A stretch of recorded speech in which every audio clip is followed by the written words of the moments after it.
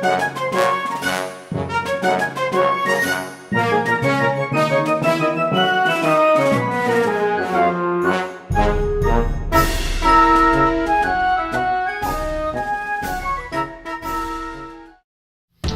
is Dan Perkins for We the People.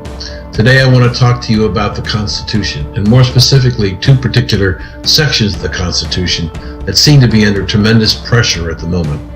One is the freedom of speech, and the other is freedom of religion. Let's deal with the most recent attack on the freedom of religion.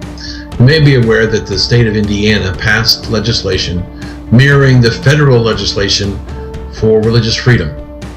And we had an affiliate of ABC News that went out looking for organizations and individuals who were against the provisions because of potential discrimination based on sexual orientation. And so she found this particular pizza place, and she went in to interview one of the waitresses and was asked the question, would you cater a gay wedding? Her response was, no. We would not. We would certainly serve gays, lesbians, homosexuals, transsexuals, whatever the flavor. We would serve them in our restaurant. She didn't say flavor. That was just me ad-libbing there a little bit. But anyway, she said that we would not cater a wedding because it is against our belief. We as Christians do not believe that marriage is defined as a relationship between two men or two women. We believe it's a man and a woman. And when she released that story in that interview, the internet went wild, and the social media was populated by the gay and lesbian and transsexual and all of those various groups of people who came after this man. And they threatened his life, they threatened his business. He had to close his business. There was a woman purportedly to be gay who was standing in the middle of the town, felt that they should firebomb the man's restaurant, and so he closed. And so what happened was a very small percentage of the population in America forced a man to give up his business because of his beliefs. The government, I do not believe, has the right to step into your life and tell you what you must believe. See, that's a constitutional right, but it's also a God-given right. If these people don't believe in God, that's fine, but don't tell me what I have to believe.